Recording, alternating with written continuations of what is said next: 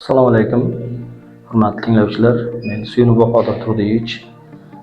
Mana shu Denov tadbirkorlik va pedagogika instituti Filologiya fakultetining o'zbek tili va adabiyoti kafedra dotsenti.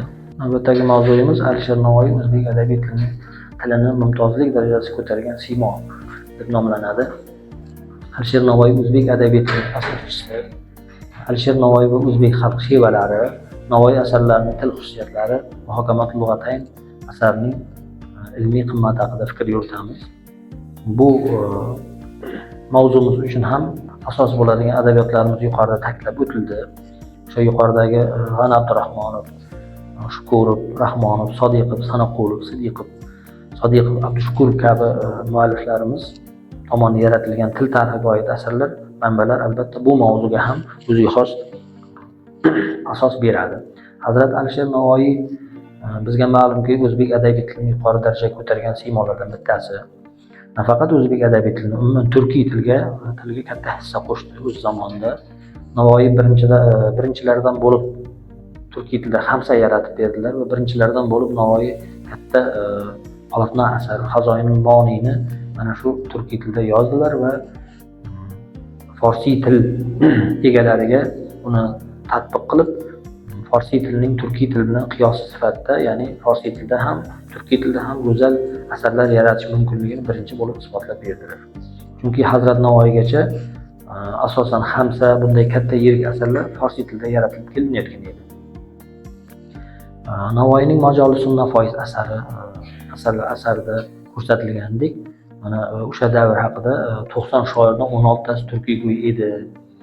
Qolganlari demak forsiyda ijod etganligi haqida ma'lumot beriladi.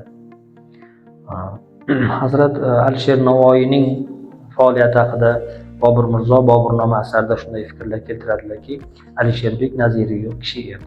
Turkiy til birla to she'r bitibdilar kim, hech kim oncha ko'p va xo'p aytgan emas. Ahli fazl va ahli hunarga Alisherbek kabi murabbiy va muqavviy ma'lum emas. Hargiz paydo bo'lmish bo'lg'ay kabi fikrlarni biz Boburnomada o'qiymiz. Boburnomada Hazrat Alisher Navoiyning o'sha qo'shgan vaznlar masalasidagi hissasi, 20 ga yaqin aruz vazni haqidagi fikrlari, vazn o'lchovlari haqidagi fikrlari qayd etiladi va Bobur tomonidan albatta bu vazn o'lchovlar rivojlantiriladi. Navoiygacha bo'lgan adabiy til tarqoq holda edi. O'g'iz, Qipchoq, Qarluq kabi sachralgan holda til qo'llanib ishlatilib kelinar edi. Yagona adabiy til holiga keltirish mavjud edi, zaruriyati. Albatta Hazrat Alisher Navoiy mana shu vazifani o'zi boshlab berdi va o'zi asos soldi desak bo'ladi. O'zbek adabiy tilini shakllantirishga katta hissa qo'shdi va o'sha tarqoq ko'p boshqa sachrab turgan juda ko'p leksemalardan o'z asarlarida foydalanib, birlashtirib ularni bir tizimga keltirishda Alisher Navoiyning hissalari bebaho deb aytishimiz mumkin. Uchinchidan, so'z mulkining sof qironiga qadar biror ijodkor til nazariyasi bilan shug'ullanmagan edi. Shoir umrining oxirgi paytlarida juda katta hayotiy tajriba bilan albatta 1499-yilda Muhokamatul Lug'atayn asarida mana shu qiyosiy grammatika bilan, ya'ni forsiy va turkiy tilini leksik grammatik jihatdan qiyosiy o'rganish bilan ham shug'ullandilar va qimmatli ma'lumotlarni har ikki til haqida bayon qilib berdilar. Muhokamatul Lug'atayn asari dastlab so'z ta'rif bilan boshlanib, so'z go'yo dur ekanligi, durning joylashishi o'rni dengiz tubi ekanligi, so'zning joylashishi o'rni esa ko'ngil ekanligi haqida ilk fikrlar ilgari suriladi.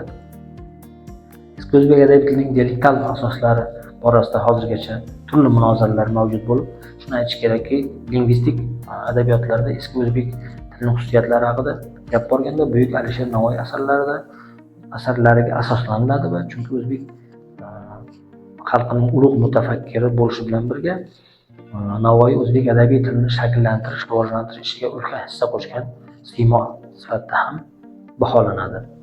Doniyorov ta'biri bilan aytganda, haqiqatan ham Alisher Navoiyning tili butun bir davrning tilidir, butun bir xalqning adabiy tildir deb baholashimiz mumkin. Navoiyning Lisan Tayr asari haqida to'xtalib o'tamiz. Lisan Tayr asari albatta bu falsafiy, katta falsafiy asar bo'lib, bu asar ham umrlarining oxirlariga borib yaratildi.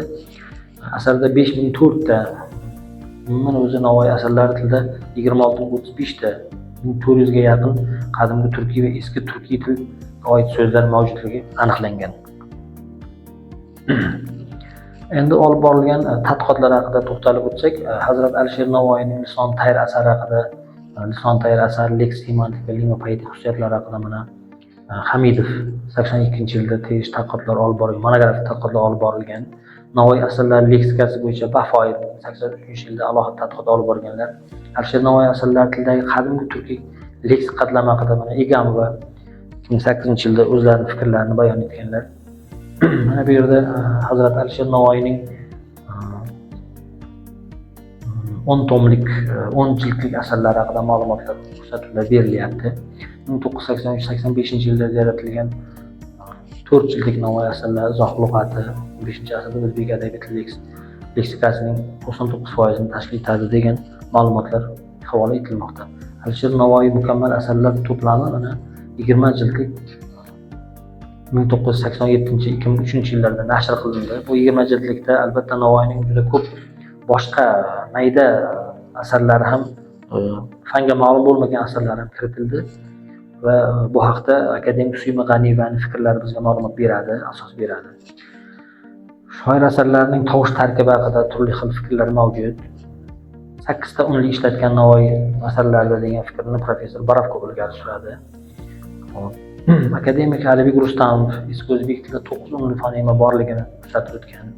Qosimjon Sodiqov shoir asarlarida 10 ta unli qo'llanganligini va u unli tovushlar nimalardan iborat ekanini ham ko'rsatib o'tganlar. Shoir asarlarida hayotning turli sohalariga tegishli qator turkiy so'zlar ifodalangan. Masalan, oziq-ovqat nomlari, qatlama, bulamoq, suzma, quymoq, umoch, kumach, mantu kabi yoki chorvachilikka oid mana bir qator so'zlar: arg'umoq, toy, o'non, to'lon, toqim, chilvir kabi masalalar yoki kiyim bosh nomlari, mana dastor, qalpoq, tuppi, shirdoq, jilak, tillik kabi.